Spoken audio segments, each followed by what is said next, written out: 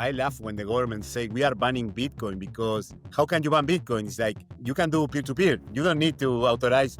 I don't need permission to use Bitcoin. Absolutely. There is no limit towards Bitcoin, because I think that Bitcoin kind of does that. Like when I went to China, I wanted to open a bank account. And as soon as they saw my passport, they were like, Zimbabwean, we can't give you a bank account, right? So, Bitcoin gives people who are often discriminated against the ability to be able to receive and send money in different foreign countries, right? It's like the best last resort for people who are undocumented in different countries. Again, Bitcoin is one of the things. And Zimbabwe has one of them, I think it's one of the countries that has one of the most undocumented immigrants. So, so many people can use Bitcoin to send money to their loved ones. So many people have actually come to me. They're like, oh, you do Bitcoin. My husband or my boyfriend or my uncle, he sends me money through Bitcoin because it's the cheapest, it's the fastest. I don't have to wait in these, because our lines for remittances are extremely long.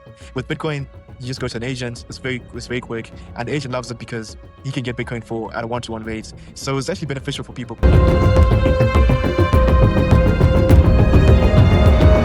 So this is the Bitcoin Libertarian. Our guest today is Alexandria.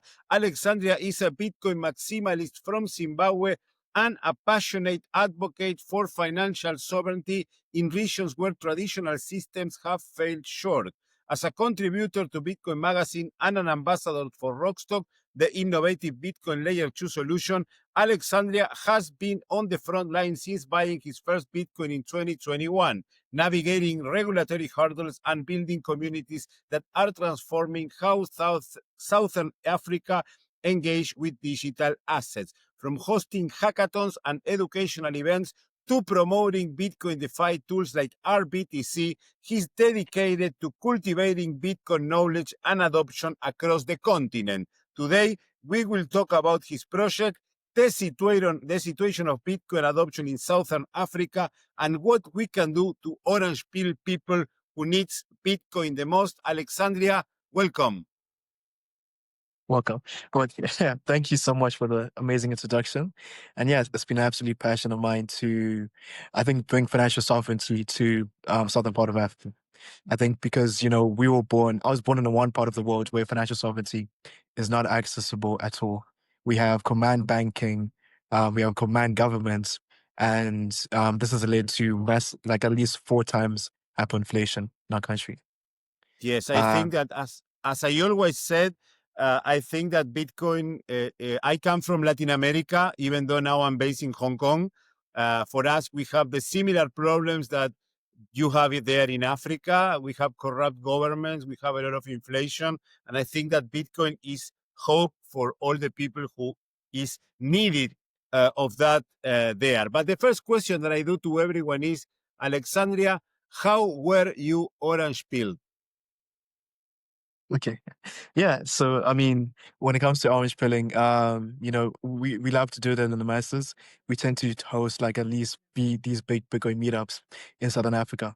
And I've done it in at least about 7 cities. Actually, I think about 11 cities and 3 different countries. So I've done it in the most Bitcoin unfriendly countries. I've done it in China, where we have an explicit ban, and you had people getting life sentences for just using Bitcoin, doing Bitcoin transactions, for example.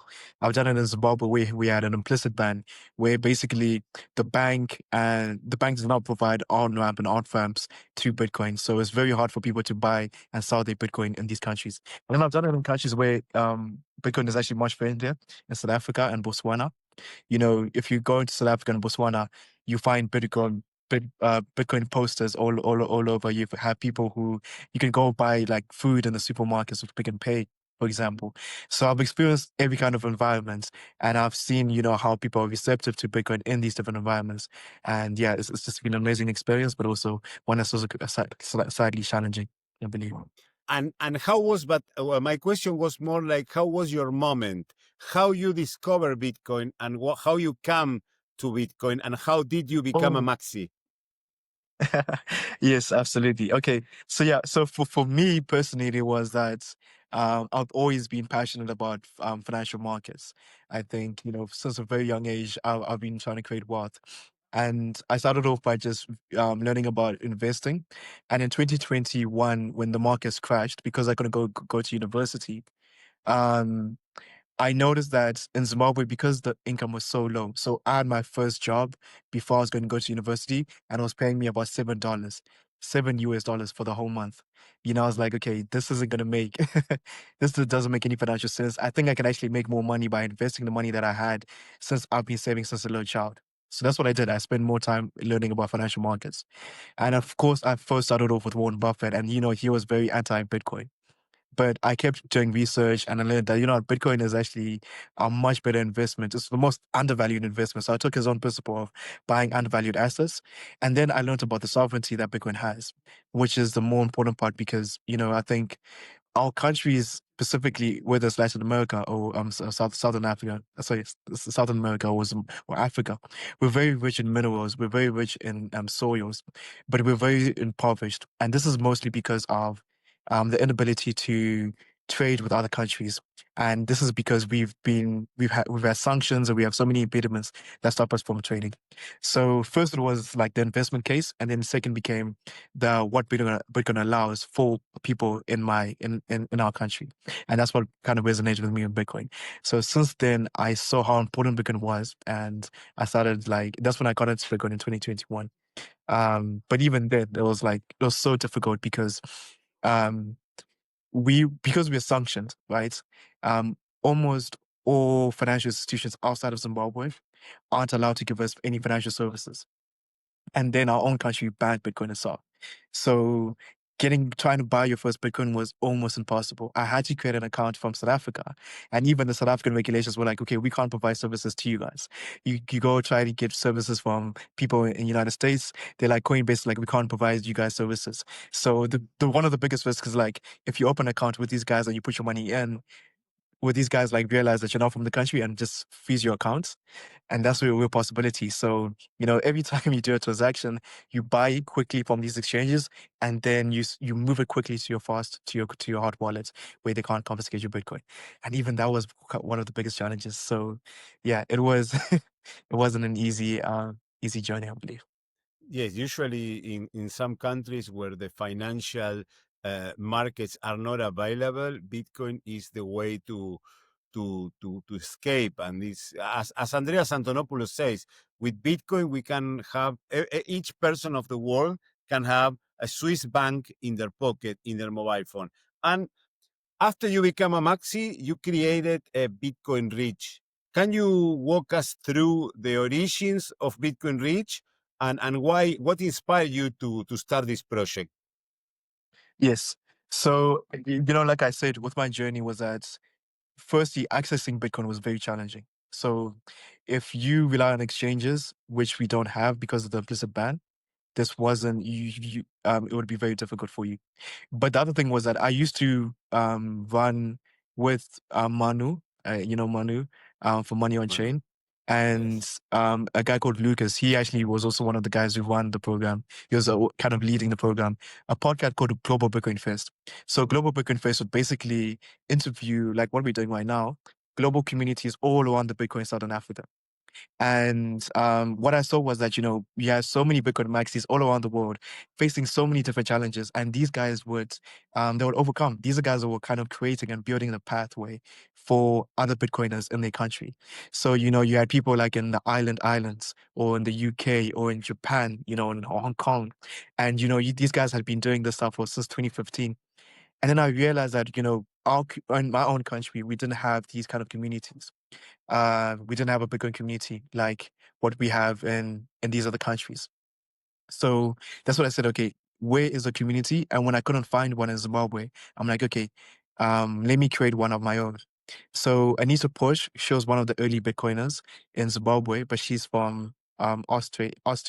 I believe I'm saying it right.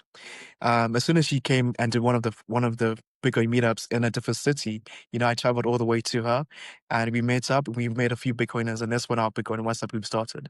It started with about 3 people who were super passionate about, bringing Bitcoin to Zimbabwe, and from 3 people we went all the way to like 500, and it wasn't an easy journey. We had to consistently do Bitcoin meetups, and this was mostly through the support of Rootstock and Money on Chain.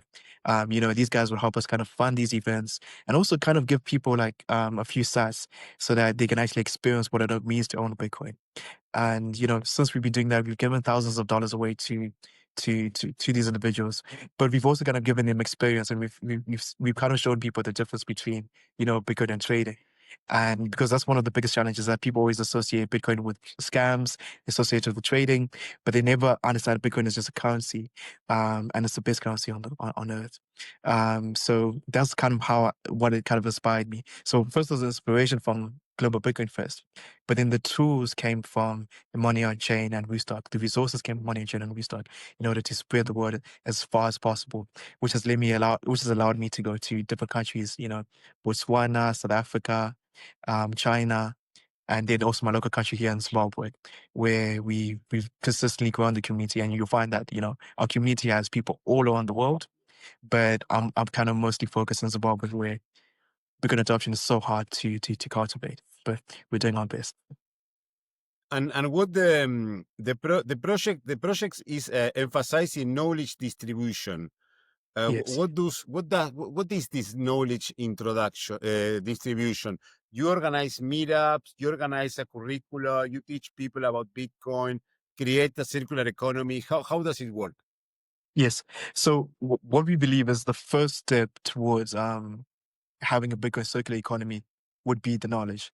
If I just come here and say, listen, I'm accepting Bitcoin payments, but nobody knows what Bitcoin payments are, it's going to be very meaningless, right? So our first step is Bitcoin knowledge distribution, and that's where it comes through. We actually first start with Bitcoin walks. So there's a community, and I forgot the exact country, but they started an initiative where you do Bitcoin walks, and basically you just go out on the streets and you reach out to your everyday person. Hey, what do you know about Bitcoin? What would you like to know about Bitcoin? What's your interest in Bitcoin? And once you do that, you then get a bunch of people's numbers to say, hey, listen, we have a WhatsApp community, and we also host physical events where we pay for the expenses. We pay for the place that we're going to teach you about Bitcoin, and we pay for food. And sometimes we even give you, Bitcoin rewards. We also give you Bitcoin rewards. So that's the second step. So the first step is reaching out. And the second step is actually educating them through a Bitcoin meetup. So when you have all the questions, but I come with a presentation. So I find a specific topic, in Africa. So I can look at like our different histories. So for example, we in Zimbabwe, we were sanctioned in 2001 because we took back all our land. And when we took back our land, it led to us not having access to credit and not being able to make payments internationally. So I can use an example like that to say, okay, this is why Bitcoin is important, but also this is why Bitcoin DeFi is also important to our people. So I do really well researched information about why is this important, and then we go to the next stage, which is the community itself. And I believe, we'll get to the stage of where we have a circular economy when we have enough Bitcoiners who have businesses. If you have enough Bitcoiners who have businesses, then you can start paying people in Bitcoin, and we can create that circular economy. And that's what kind of our next stage is. We're kind of working on having Bitcoiners who own the businesses to hopefully initiate the adoption, to go to adoption. And about the restriction that you said there are in Zimbabwe. What are these restrictions, and how do you do for the new people who is coming to start using Bitcoin? Because you told me you Yes. need to go to South Africa to buy Bitcoin, but I'm sure that not everyone can go to South Africa to buy Bitcoin. Yeah. Yeah. I mean, so I think the first thing that we actually need to speak on is we've got restriction when it comes to financing in general. The first biggest restriction was just when we put our money in our banks, we could only get as little as $2 a day to withdraw as cash, and we needed to pay for transportation. We needed to buy food from supermarkets. So these were that's just one kind of example of banking restrictions. The second is just also getting access to other assets. Let's say we wanted to buy stocks. If you're not from America, you couldn't get access to the stock market, right? So this has led to very little information or knowledge when it comes to financial, because you never had the accessibility to buy assets. And then Bitcoin comes along and says, you don't need third-party intermediaries. So now comes to Bitcoin adoption. At first, Zimbabwe was leading. It was actually the leading adopter of Bitcoin. And then our government sees that Bitcoin allows trade neutrality. So it allows us to be able to send money without anyone's permission and without any restrictions. So in 2015, sorry, they banned it. They put an implicit ban claiming that it was because of Ponzi schemes. Bitcoin is a scam, and therefore we want to protect you guys. But the real problem was that they didn't want money going out of the country. So we used to have an exchange called Gulags, Gulags, and that went away. We even had Bitcoin ATMs. As soon as the Bitcoin ATMs, that's what actually triggered it. That went away. So now getting access to Bitcoin was very challenging. And this is where some people they go buy it from exchanges. They create accounts in South Africa, or they lie about their identity and their residence. But anyway, when this ban happened, the price of Bitcoin, the premium of Bitcoin was about 96%. People were willing to pay almost 100% more than what they were getting for. And a lot of people saw that as an opportunity, free market, supply and demand. So that created a lot of black market players who come in and started selling Bitcoin, who could receive Bitcoin, um, from outside and then resell it here locally. Anyway, since then, the premium has gone down from 96% down to about 7%. 7% minimum, and then about 10% currently. So you currently have like young players who are doing as much as like $20,000 a day, sorry, $20,000 a week, including like Bitcoin sales. So there is a vibrant black market for people who, and actually the plus side about that is that you don't need an exchange. You don't need to entrust a third party. All you need is a hot wallet that allows you to keep your Bitcoin in self custody. And when you do the transaction, it's peer to peer. So there's no like, I need to give someone else money. It's very trust. It's actually, I think it's one of the safest ways to buy Bitcoin instead of these exchanges, Um, Yes, that's what when the government. I laugh. I laugh when the government say we are banning Bitcoin because how can you ban Bitcoin? It's like you can do peer to peer. You don't need to authorize. I don't need permission to use Bitcoin. Absolutely. There is no limit towards Bitcoin. And because I think that Bitcoin kind of does that. Like when I went to China, I wanted to open a bank account. And as soon as they saw my passport, they were like, "Oh, you're Zimbabwean. We can't give you a bank account, right?" So, Bitcoin gives people who are often discriminated against the ability to be able to receive and send money in foreign countries, right? It's like the best last resort for people who are undocumented in different countries. Again, Bitcoin is one of the things. And Zimbabwe has one of the, I think it's one of the countries that has one of the most undocumented immigrants. So, so many people can use Bitcoin to send money to their loved ones. So many people have actually come to me. They're like, "Oh, you do Bitcoin." My husband or my boyfriend or my uncle, he sends me money through Bitcoin because it's the cheapest, it's the fastest. I don't have to wait in these because our lines for remittances are extremely long. With Bitcoin, you just go to an agent. It's very quick, and the agent loves it because he can get Bitcoin at a 1-to-1 rate. So it's actually beneficial for people who want to receive remittances because either you can sell it for a high commission or you can receive Bitcoin at almost maybe at 2%, which is much smaller than our traditional systems. So it's actually, there is no stopping Bitcoin. There's no stopping this Bitcoin train, which is pretty amazing. Yeah, that's why I don't know if you read the book from Andreas Antonopoulos, The Internet of Money. He has three chapters. The first one, and he does this emphasis on not everyone on earth can access to the same banking system. For example, I live in Hong Kong. And the power that my bank account has is much higher than the power that my family bank account has in Argentina, because I can do whatever I want. I can, and for sure in different parts of the world. So when with Bitcoin, you can access to a Swiss bank account, a Swiss bank in your mobile phone, and nobody needs to ask to permission. Nobody needs to ask permission to use your Bitcoin, to save your Bitcoin. And this is another good topic what you point, the remittance. I always say the same, but here in Hong Kong, we have a huge community of workers from the Philippines and Indonesia that come to work as maids. and they are real hard workers. And they, on Sundays, they have to queue up to send the money through these remittance agencies to the Philippines or Indonesia, and they are rip off. If they can Yeah. send through Bitcoin, if they can send even through another cryptocurrency, their cost of sending money will reduce at minimum, and they will receive the money on the other side instantly. And talking about that, what role do you see Bitcoin playing in combating hyperinflation and remittances in African countries? Any personal stories from your network about that? Yes, yes. Yeah, I mean, so for my country, we've experienced the second highest rate of inflation, hyperinflation in the world. Um, our hyperinflation got so extreme that our government stopped recording it. It was when you look at studies, we had a hyperinflation of 86 trillion percent, 86 trillion percent of hyperinflation.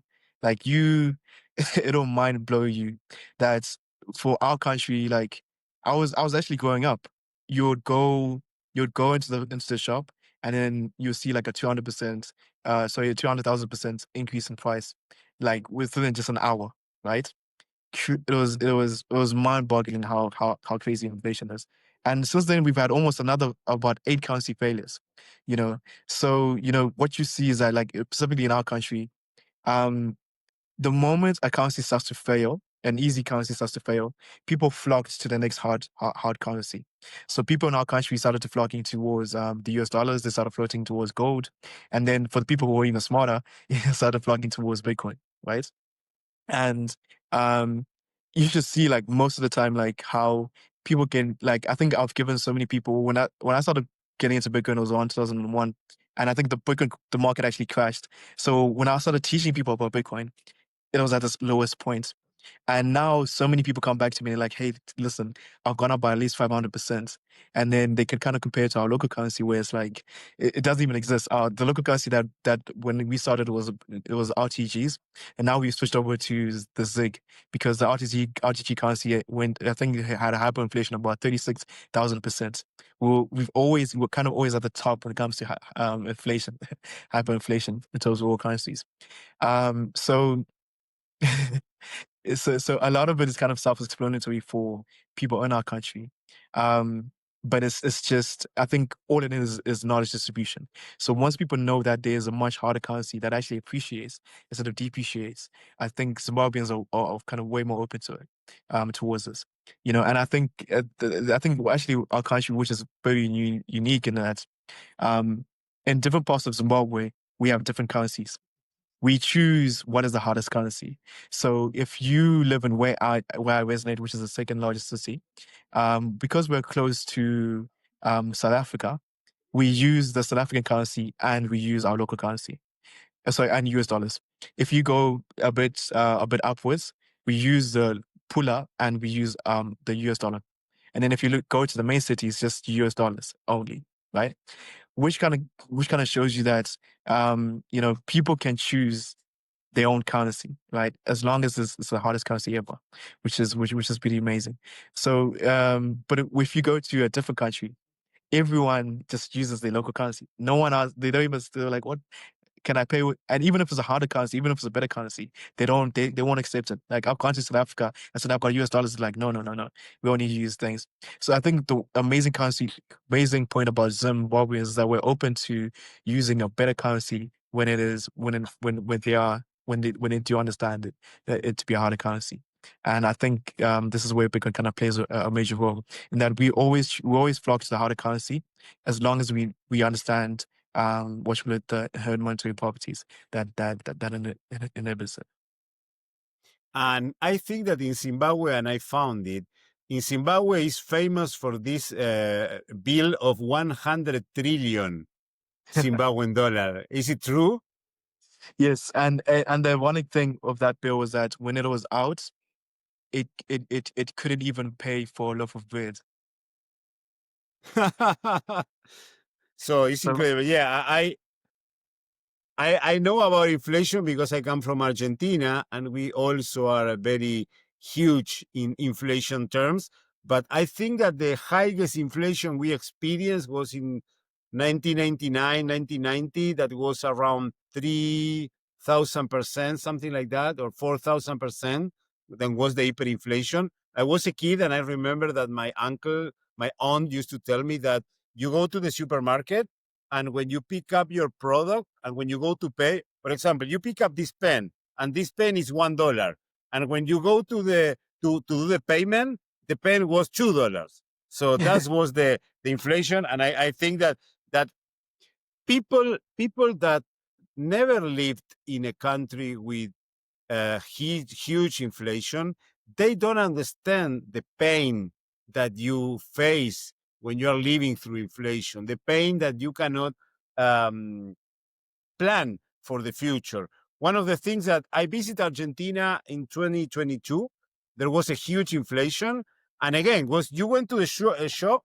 I remember I went to a shop one day to buy something, and it was 500 Argentinian pesos. And the following week, just 7 days after, it was 600. So Yes.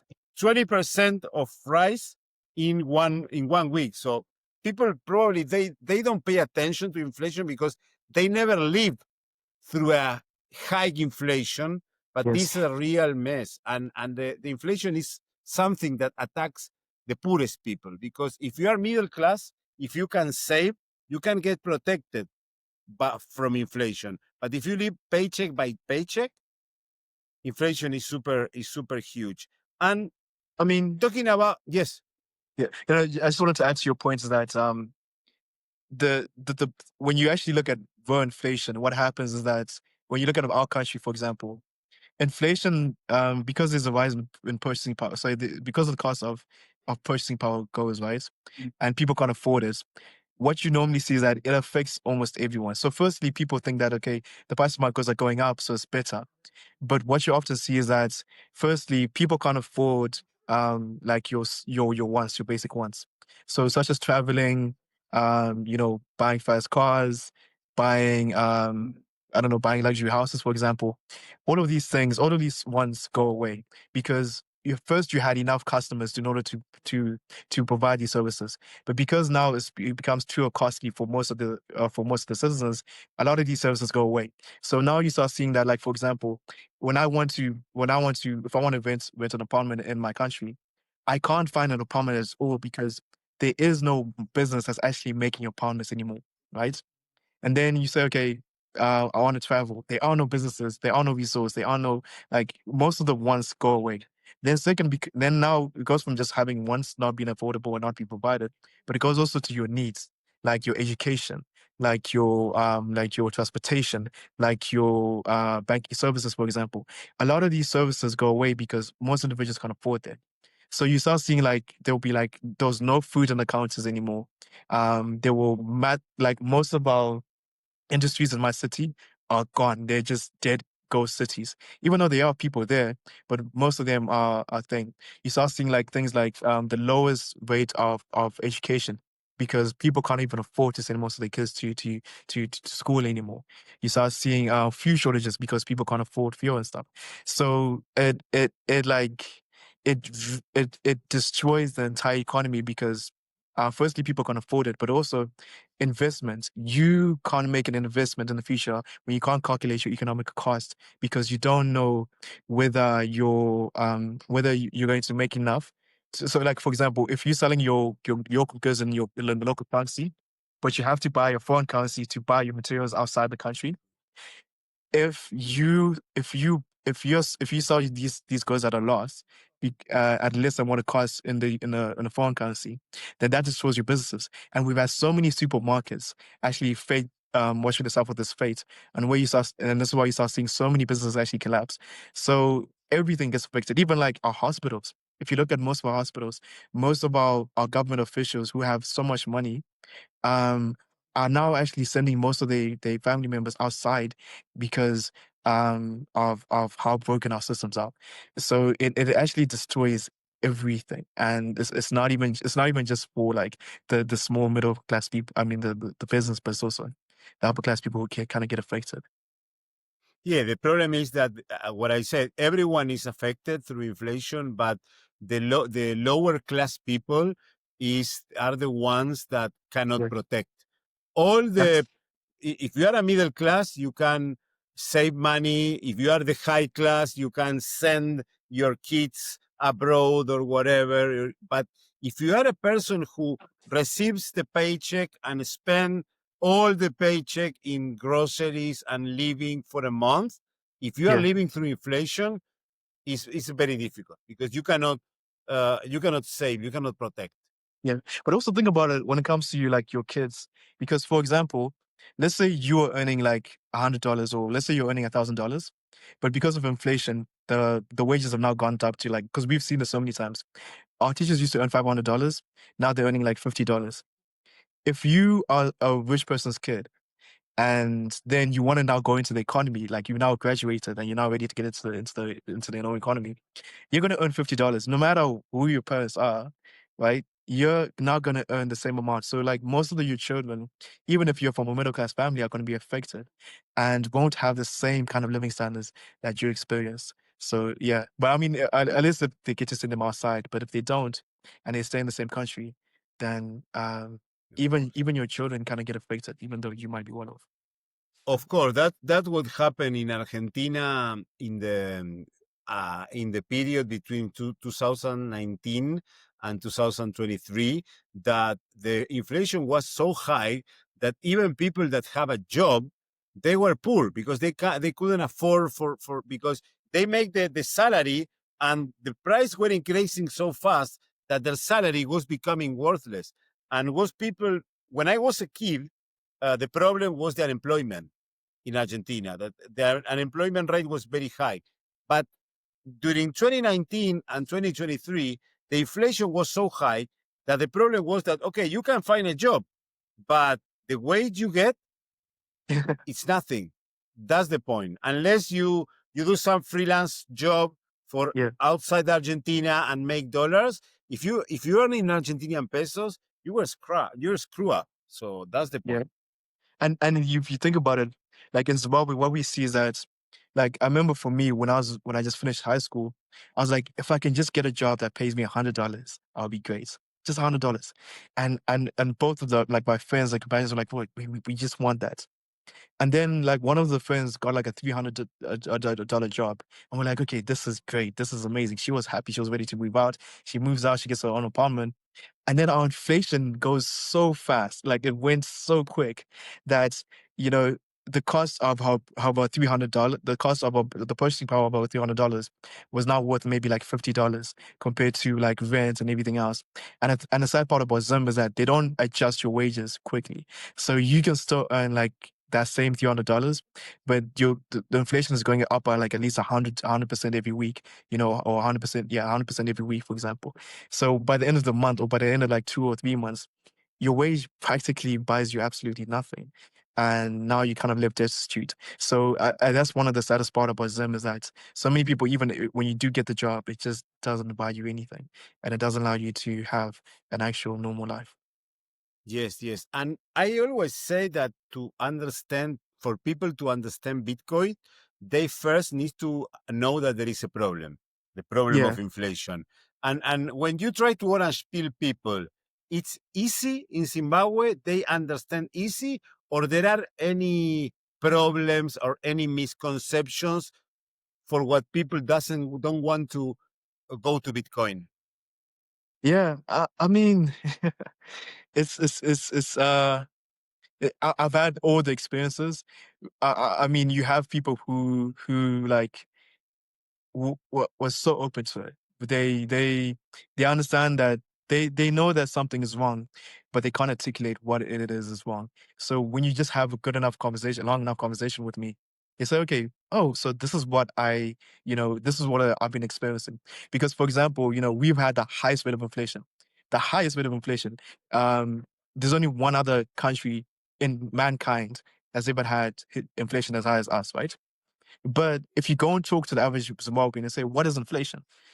They can't define it. And not only can they not define it, but they can also not articulate what the exact problem is. Because basically, um, it's basically the biggest problem of inflation is the undistribution of wealth. It's like printing claims to money that most people don't watch. Putting claims to money that people don't haven't earned, basically, right? So if you increase the quantity of money, you're not like doubling the wealth of the nation. But if you can double the amount of cows, milks, iPhones, cars, you double the wealth because that's you're making the nation doubly wealthy. But if you increase the claims, then you're not. So most movies they don't understand that specific problem, and because they don't have that understand, they can't appreciate. They think that as long as I just make more money, then it's okay. But it's like, listen, you can make more money, but these guys keep printing more money of it. It's gonna be pretty useless. However, there are people who like when you sit them down and explain, okay, this is what inflation is, and this is the cause of inflation. I think that's how the challenge is. Our poverty, our impoverishment is very complex. It's not just one governmental body that is like responsible for this inflation. It's like one bad government plus also the international banks kind of giving these guys money for for their homes and stuff, for projects that they never built, for example. And I guess you can see that these individuals are very like, oh, I didn't know this, and yeah, I think they are more open to understand that, okay, this is a problem, but it's also like you also do find these guys who think they know everything. I believe those guys are everywhere. But the one thing that I am kind of concerned about is our adoption rate in Zimbabwe is one of the lowest in Southern Africa. I think our adoption rate is about 1%, yet most of Southern Africa is about 6%.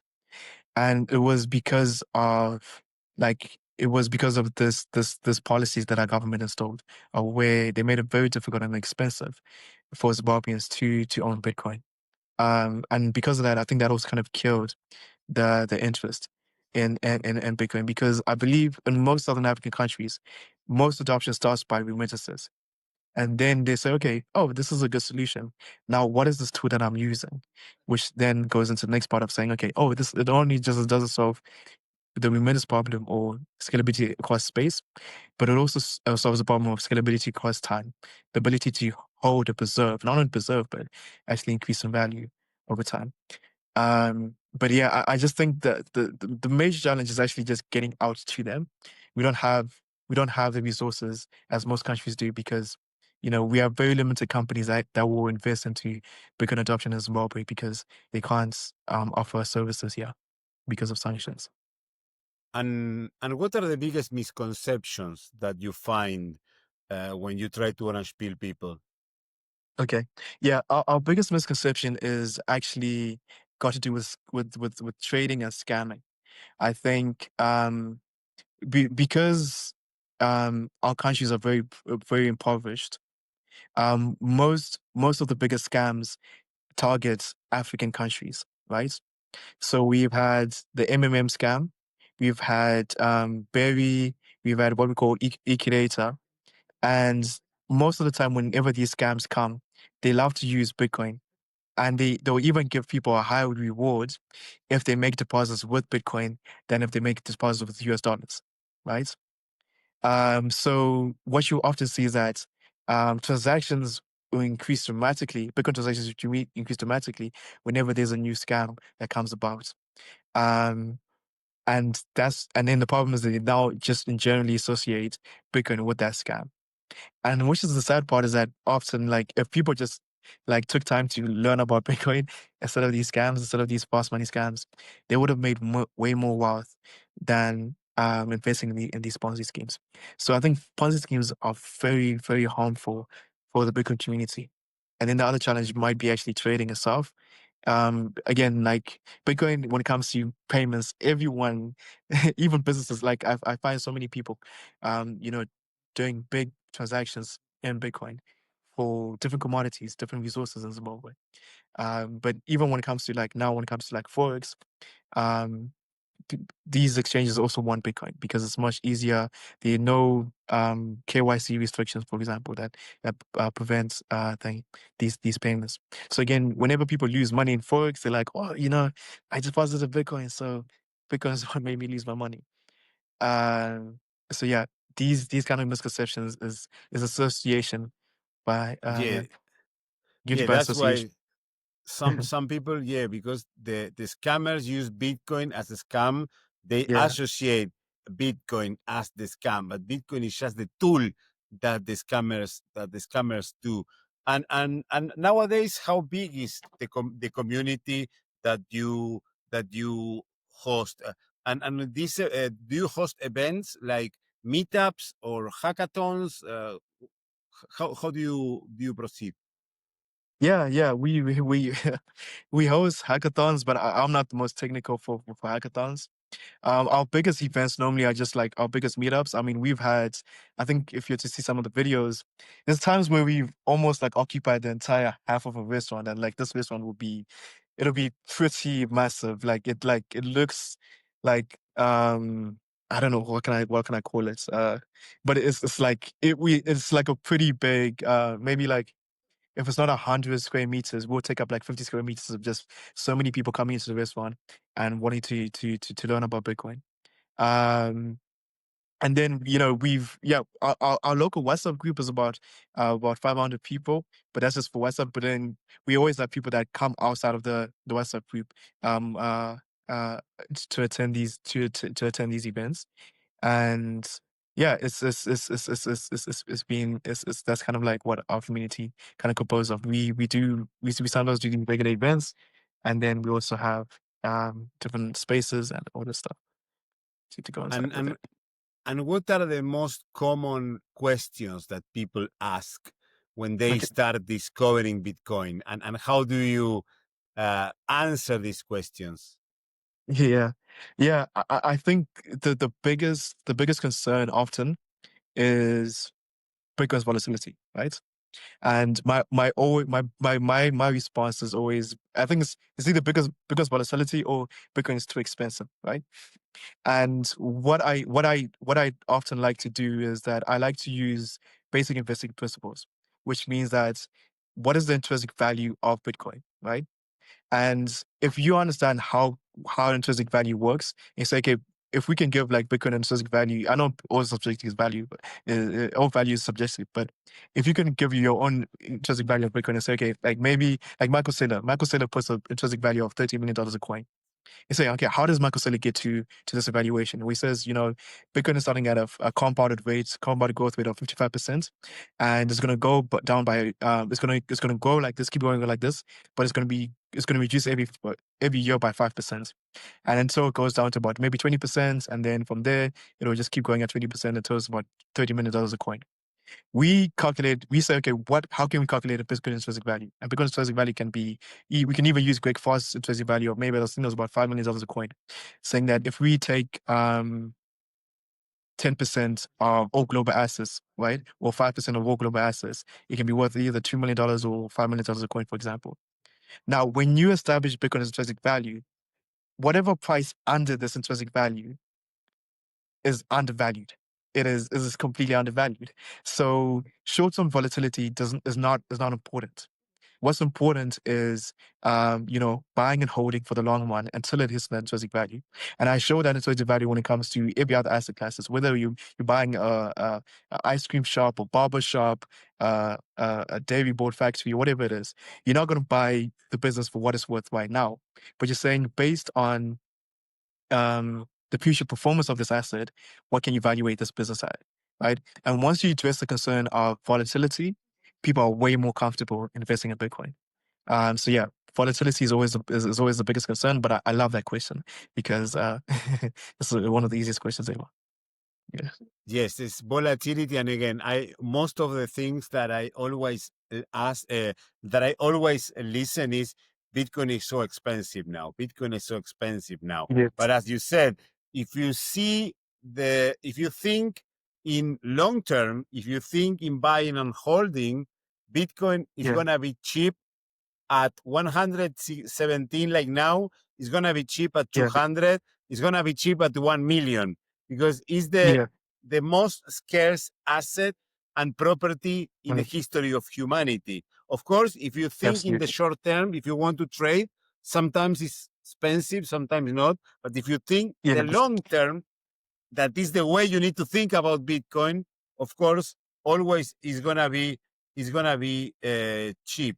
And what challenges have you faced in educating about Bitcoin in areas with regulatory hurdles or widespread misinformation, especially with the regulations that you are telling me in Zimbabwe? Yeah, it's very difficult. Because you remember when I talked about Zimbabwe was Zimbabwe was put on sanctions, right? So what happens with sanctions is that um any country that has bilateral relationships with the United States, what you call it, can be unilaterally what you call it, punished for offering services to Zimbabwe, right? Offering services, employing a Zimbabwean,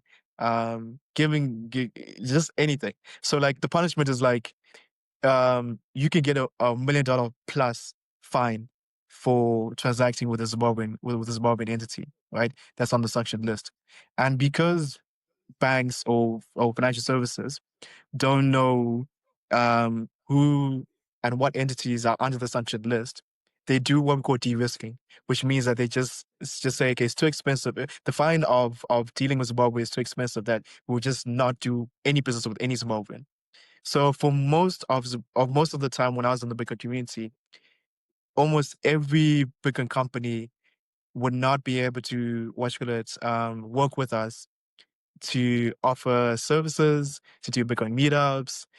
If they wanted to even give us sponsorships, like hardware wallets, or Job, for example, um, they wouldn't do that, right? Because of these specific sanctions.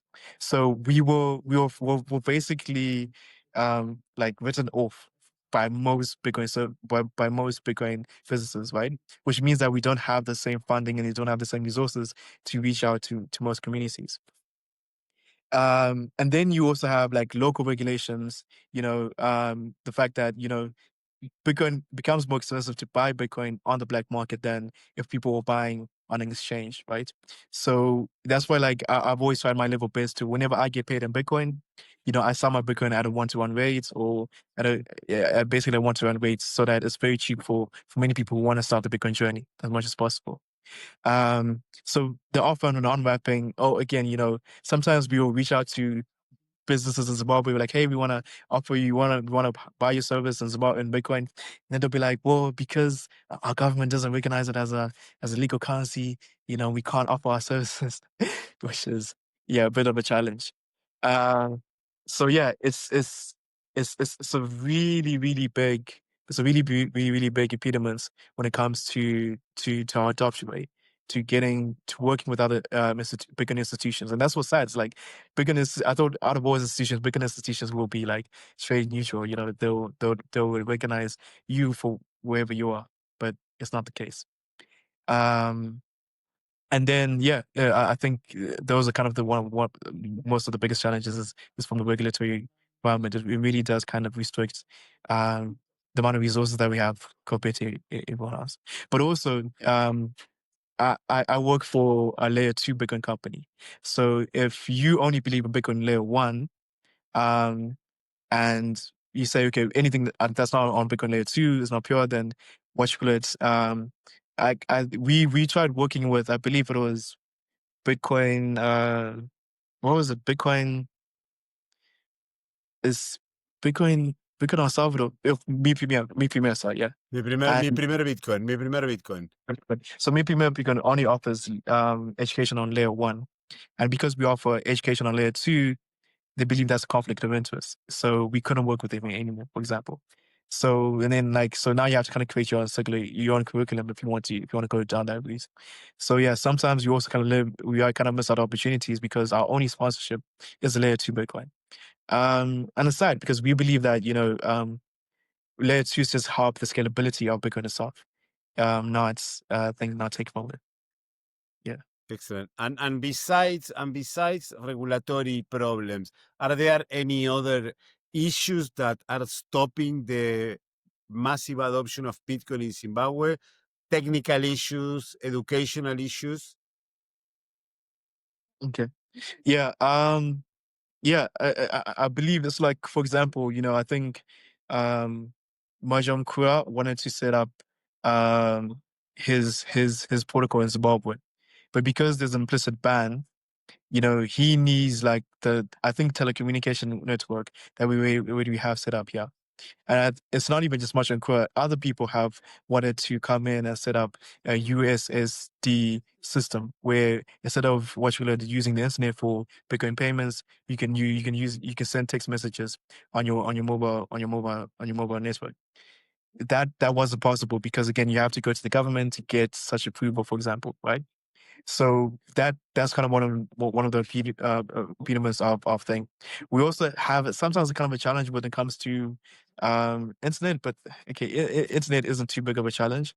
Um, but yeah, it's mostly just our implicit ban, which doesn't allow individuals to off ramp and on ramp to on top of the Bitcoin network. You know, yeah, I think that's. I mean, even like if you look at other countries like Ethiopia, where these guys have, I think that they're making like $27 million from Bitcoin mining using what should the hydroelectric dam. Zimbabwe has has the biggest man-made lake in the world, Lake Kariba, right? It currently is still under capacity. I think because we had a 40-year drought, we don't have enough water to generate enough power. But we're investing heavily. We're investing into nuclear energy. We're investing in solar energy. We've got a lot of hydro. I mean, even the hydroelectric jam, I think they're also investing into that to improve upon that. But when we have all this excess energy, Bitcoin mining would have been a viable option. In 2018, we had a cost of electricity was 1 cent a kilowatt. So, anything under 5 cents, I don't know if it's still the case, but anything under 5 cents a kilowatt means that it's very profitable for you to mine Bitcoin. Zimbabwe, because of hydroelectric power, was at 1 cent and an inflation, so, that could have been a revenue stream that Zimbabwe could have tapped into. But again, because the government not been open-minded to that again, it kind of challenges that, Yes. that issue. And I think even with the hyperinflation, our cost of electricity fluctuates quite a bit. So we've had people try to set up a mining system here in Zimbabwe, but because our cost of electricity will sometimes be at like 3 cents, 5 cents, and then it'll go all the way up to 10 cents. These fluctuations kind of make it hard to make economic calculations in advance to operate a Bitcoin miner. So yeah, these are some of the impediments that we do face in Zimbabwe. Yeah. And talking about the future, what are the plans that you have for Bitcoin Reach? Yes. Yeah. So I don't know if I can mention it by now, but what I'm trying to work on is a specific business that I believe will be able to pay like communities, like just normal people, but because there's like there are items that we can buy, and if we can pay for that in Bitcoin, our company, the company that we're trying to set up. Sorry, the network. Yeah, so the company that we're wanting to set up, we believe that will allow us to buy and pay for a lot of these items in Bitcoin. And the nice part about it is it doesn't require any bank restrictions. So every household has it, and we're gonna start with one small neighborhood, and then keep expanding into probably. So our biggest plan is kind of setting up a Bitcoin businesses, and then we just have some of our community members who have Bitcoin businesses paying Bitcoin us, and that will incentivize people to learn about Bitcoin. I believe the business owners are really one of the key items because they're the ones who determine how to pay, what currency to pay out, for example. So yes, that's going to be one of our biggest plays in Bitcoin Reach community. And talking about the future of Bitcoin, how do you see it? Yes. Yeah. So you know what I believe that we're gonna see a lot more shops because what us in Zimbabwe, for example, we love to say that whatever South Africa does, Zimbabwe is going to copy. And South Africa is you're already seeing that Pick n Pay accepts Bitcoin in South Africa. You can already pay for fuel in South Africa. You can actually go to a restaurant, buy a voucher. Even like our online shopping is can be done. A lot of Zimbabweans we use a online shopping, not it's like Amazon, but this thing called Take a Loss. They already accept Bitcoin for payments. So what we're gonna see is that we're gonna see much more adoption when it comes to Bitcoin services, and I think that's what's going to happen. Is mostly Bitcoin services are going to stop accepting Bitcoin, but also the price of Bitcoin is going to be enticing. I think people stop talking about it right now because it's still at $100,000. But the moment it goes to $500,000 and $1 million, a lot of people are going to wake up and start swanning the coffee, because I think some people say, okay, we shouldn't be excited because institutions are getting into Bitcoin. But if they increase the price, that will inspire a lot of retail traders to start saying, okay, wait here, what is this thing about Bitcoin? So I do think that, like what Michael Saylor is talking about, Bitcoin will go from, will have a CAGR of about 55%, go down by 5% every year, which is like insane. When you look at most of what we call quantum leaps, for example, if you look at the quantum leap for the computer and microchip quantum leap, it did a 20% CAGR for 37 years, and that converted $1,000 to $1 million. Just 20%. Bitcoin is double that right now. So the opportunity to create wealth is really there, and even with a small amount, what history has shown us is that even a small amount of $1,000 can turn into millions of dollars, and if we just are willing to invest early and wait patiently for this investment. So I do believe that Bitcoin is going to be the best performing asset for this next 2 or 3 decades, and that will create a lot of wealth and for people who think can wake up to the coffee. And I hope to get as many people into it. I was fortunate enough to start advising people to buy into Bitcoin, and so many people come to me and are happy that I told them about it. And I'm actually happy that it's gone as well as it has been. So the future is still very positive for us. Yes, I do agree with you. I think that the future is amazing with Bitcoin. We need to keep educating people, and we need to onboard people into Bitcoin. And the last Yes. question, Alexandria, is if you had the chance to sit down with Satoshi Nakamoto to have a coffee, what would you ask or say to him, her, or them? Okay. Yeah, you know what? I would be so. I think I would actually. I don't think I can ask him, but I'll be so appreciative that he created a monetary system, you know, that is trade neutral. Because I think a lot of people kind of focus more on Bitcoin's performance, like how much they can make in return. But if you look at, for people of my descent, the African lineage, we've been, a lot of our community, or a lot of our countries have been disrupted by simply cutting out of the financial systems. So if there's anything that's going to really change the fate of Africans, is having us operating on a monetary system where no one can decide, who participates and who doesn't participate in it. So yeah, that's what I'll be super appreciative of suggestion like about it. I'll probably shake his hand. Yeah. Excellent. So, Alexandria, thank you very much for your time. Anything Okay. else you want to add, and how the people can contact you? Yes, no, thank you so much for giving me this opportunity to join the space. I just wanted to ask, you said your podcast is a libertarian Bitcoin podcast. Is this because of the libertarian government structure? Are you a libertarian yourself? I'm a no, I'm a libertarian. I'm a libertarian since even before Bitcoin was created. So Okay. when I studied. Long story, my story is I studied economics in the 2000s, and Okay. I was always a follower of Austrian School of Economics.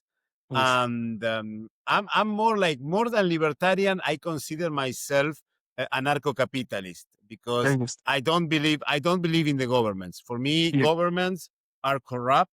The governments are, even though there are people with good intentions, as Yes. happened in my country with the president, all the government, all the system is rotten.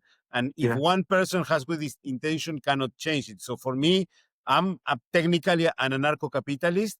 I study a lot of Rothbard, of Hayek, of the Austrian School of Economics. I Yes. discovered Bitcoin really early in 2010, but I didn't pay the attention that it deserved. So it took me 10 years to understand. And that's why I don't have a big stack now. And I'm not millionaire. If I had understood at that time, I would have bought more, and probably my present would be different, but I don't complain. And yes, I am then when I become on X, we the X account is is run by two persons, by me and my business partner.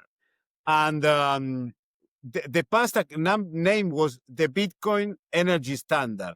So we wanted to remove that because we create a podcast and we say, okay, how can we call the Bitcoin what? And we say, okay, the Bitcoin Libertarian, because of course I'm an anarcho-capitalist, but if I have to follow a political idea today, I would be a libertarian. So Yes. that's why it's the Yes. Bitcoin Libertarian. My Argentinian flag because I'm from Argentina. The United States flag because Yeah. it's the biggest audience that we have, and El Salvador flag because, of course, if you're a Bitcoiner, El Salvador is like the Holy Land. So that's why. But yeah, I'm a libertarian, so that's why I am the Bitcoin Libertarian. Yes. Yeah, I know. I love that because I also consider myself a narco-capitalist. I think that the state has always been the biggest aggressor amongst its people. And for me, for specifically, our government is run by the army. And they have a saying that, "Apano munano tonga, asinamoyendo kuondo," which means that there's no one that's ever going to lead the country who didn't fight in the army, which means that they won't even allow, even democratically, even a democratic leader. And even for my lineage, I'm from Swazi, and we still actually have the only king in Africa, the only monarchy that actually currently exists. And if you see the living standards of our people, horrible. So centralization has never been a good thing for any people. No way. Yeah. Yes.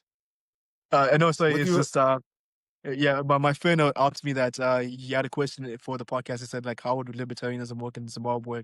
And it would be like, yeah, I think libertarianism would basically mean that, no one speaks for you. I think you are the best individual who can, because of the skin in the game, you have the best incentive to learn as much as possible for your industry. And you would what you call it, there'll be no one controlling your resources, etc. So yes. yeah, so it's the most important part. And as our president say, is that the libertarianism is the unrestricted respect for the life project of others, based on the Yeah. principle of non-aggression and in defense of the rights to live, liberty, and property. So this is to be a libertarian, and these are the values that I respect and I follow: life, liberty, Yes. freedom, and property. And if you are a Bitcoiner, of course, those are the values that you have, the values that you defend every day, and the values that is worth die for. As Chuck Moller says, I'm I'm ready to die in this hill fighting for Bitcoin, because I think that, and especially when I talk about Bitcoin with people from Africa, from Latin America, you see how Bitcoin, because now we are so with all these Bitcoin treasury companies, with all the hype of Wall Street coming to Bitcoin. But at the end Yeah. of the day, Bitcoin was created for the people who has no bank, who the people Yeah. who is out of the financial system, to create a better world, a better place to live. So that's why I love Bitcoin. I'm a libertarian, and we are doing this to spread the word of Satoshi. We need to bring 8 billion people to use Bitcoin, and again, to make the world a better place to live. Absolutely. Right. Yes. Thank you. So, Yes. So. yes. Yes. So no, I was just gonna say where Hello. people can find me is. I'm saying where people can find me is just Bitcoin Reach on Twitter, even Bitcoin Reach on Instagram, and Alexandria 97 on X. Excellent. Excellent. So, Alexandria, again, thank you very much for your time. And I wish you the best to all the projects that you are running. And of course, I always say I never been to Africa. I've never been to Africa. I only been in Africa with stops over on the plane on the way to Asia, between Asia and South America. But of course, I want to go to one of these Bitcoin conferences in Africa to meet the Bitcoiners there. And again, to have a different perspective of Bitcoin that, in my opinion, is the real perspective why Satoshi created Bitcoin, to give bank to the unbanked, to bring the financial freedom to the people who don't have financial freedom, and to bring hope to the people who need the most. Alexandria, again, thank you very much for your time and have a great day. I same to you. Cheers, eh?